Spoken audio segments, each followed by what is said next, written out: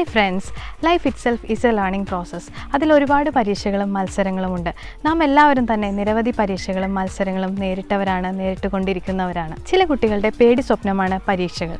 ഈ പരീക്ഷകളെ എങ്ങനെ നേരിടുന്നു എന്നതിനനുസരിച്ചാണ് അവരുടെ ഭാവി നിർണ്ണയിക്കപ്പെടുന്നത്.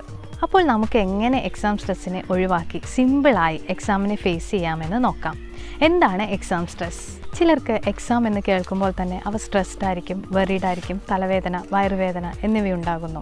നമ്മുടെ ജീവിതത്തിൽ നാം അറിഞ്ഞിരിക്കേണ്ട ഒരു കാര്യമാണ് സ്ട്രെസ് അല്ലെങ്കിൽ പിരിമുറുക്കം. സ്ട്രെസ് രണ്ട് തരത്തിലുണ്ട്. അവയാണ് positive stress and negative stress.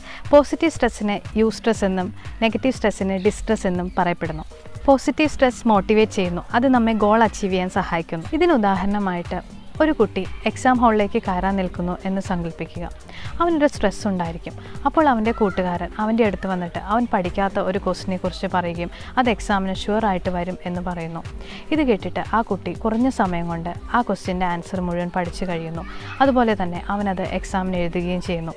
ഇവിടെ അവനെ സഹായിച്ചത് പോസിറ്റീവ് സ്ട്രെസ്സാണ്. ഇതിന് വിപരീതമാണ് നെഗറ്റീവ് സ്ട്രെസ്. ഈ സ്ട്രെസ് വളരെ ഹൈ അല്ലെങ്കിൽ ലോ ആയിരിക്കും. ഇതുവഴി നമ്മൾ നെഗറ്റീവായിട്ട് റെസ്പോണ്ട് ചെയ്യുന്നു. ചിലർക്ക് ഈ സ്ട്രെസ് കാരണം ഒരു ഡിസ്ട്രക്റ്റീവ് ബിഹേവിയർ ഉണ്ടാകുന്നു. സാധനങ്ങൾ നശിപ്പിക്കുന്നതെല്ലാം ഇതിന് ഉദാഹരണമാണ്. ആങ്കർ ഈ നെഗറ്റീവ് സ്ട്രെസ്സിൻ്റെ ഒരു പ്രോഡക്റ്റാണ്. സ്ട്രെസ് ഉണ്ടാകുന്നത് നോർമലാണ്. സ്ട്രെസ് നമ്മുടെ ജീവിതത്തിലെ മാറ്റി നിർത്താനാവാത്ത ഒരു ഘടകമാണ്. Having stress is perfectly normal and healthy. ഒരാളെ ജീവിക്കാൻ പ്രേരിപ്പിക്കുന്ന ഒന്നാണ് സ്ട്രെസ്. ഒത്തിരി സ്ട്രെസ് നമ്മെ നശിപ്പിക്കും. അതുപോലെ തന്നെ കുറഞ്ഞ സ്ട്രെസ് ഡിസാസ്ട്രസ് ആണ്. Zero level stress is an indication of death. ഇത് തമ്മിലൊരു ബാലൻസ് ഉണ്ടെങ്കിൽ അവിടെ പ്രൊഡക്ടിവിറ്റി കൂടും. ഇനി എക്സാം സ്ട്രെസ്സിലേക്ക് തിരിച്ചു വരാം. ചിലർക്ക് എക്സാം സ്ട്രെസ് കാരണം loss of appetite, loss of concentration, loss of memory, stomach upset, vomiting ഇവയെല്ലാം ഉണ്ടാകുന്നു. ഇനി എവിടെ നിന്നാണ് എക്സാം സ്ട്രെസ് വരുന്നതെന്ന് നോക്കാം. എപ്പോഴും ഉയർന്ന മാർക്ക് ലഭിക്കണമെന്നുള്ള പ്രഷർ, മാതാപിതാക്കളുടെ അമിതമായ പ്രതീക്ഷ, താരതമ്യപ്പെടുത്തൽ, ഒറ്റപ്പെടുത്തലിൻ്റെ പേടി, മത്സരബുദ്ധി ഇവയിൽ ഏതെങ്കിലും ഒന്നുപോലും എക്സാം സ്ട്രെസ് ഉണ്ടാക്കുന്നു. ഇനി കുട്ടികൾ എന്തുകൊണ്ട് പഠിച്ച് മറന്നു പോകുന്നു എന്ന് നോക്കാം. ഒരു സ്റ്റഡി പ്ലാൻ ഇല്ലാത്തതുകൊണ്ടും ഒരു റിവിഷൻ പ്ലാൻ ഇല്ലാത്തതുകൊണ്ടും വേണ്ടത്ര വിശ്രമം കിട്ടാത്തതുകൊണ്ടും നെഗറ്റീവ് ഇമോഷൻസ് കൊണ്ടും. ഇനിയാണ് ഏറ്റവും ഇമ്പോർട്ടൻ്റ് ആയിട്ടുള്ള കാര്യത്തിലേക്ക് കടക്കാൻ പോകുന്നത്. എക്സാം സ്ട്രെസ് മാനേജ് ചെയ്യാനുള്ള 12 ടിപ്സ്. അതിലാദ്യത്തേത് പ്ലാൻ യുവർ സ്റ്റഡി. നിങ്ങൾ പ്ലാൻ ചെയ്യാൻ പോകുന്ന ഡേറ്റും എക്സാം ഡേറ്റും നോക്കുക. ഇനി പ്രിപ്പറേഷന് വേണ്ടി എത്ര സമയമുണ്ടെന്ന് നോക്കുക. ഒരു 24 hours പ്ലാൻ തയ്യാറാക്കുക. അതിനൊരു ഉദാഹരണം ഞാൻ പറയാം.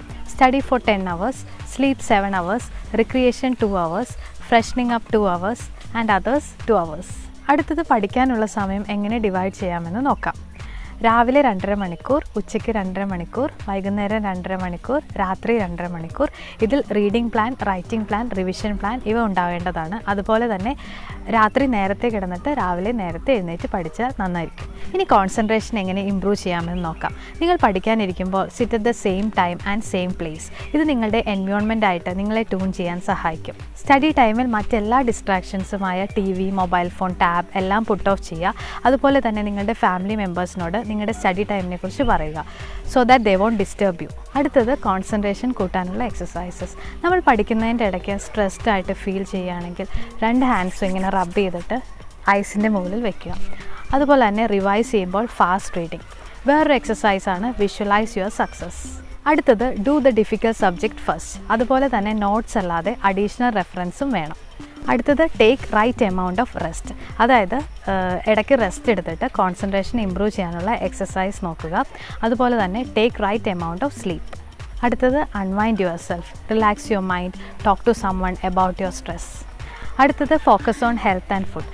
Balance diet is very important for brains neurochemistry that controls our mood and stress response. Don't skip breakfast, drink plenty of water. അടുത്തത് have positive attitude. Think and feel good about yourself. Don't compare to others. അടുത്തത് positive talk. Always think I can and I will. The last and final one is make a commitment today. So friends, നിങ്ങൾക്കാണ് നിങ്ങളുടെ സ്റ്റഡീസിൻ്റെയും എക്സാംസിൻ്റെയും കരിയറിൻ്റെയും ലൈഫിൻ്റെയും ownership and responsibility. So do your best and forget the rest.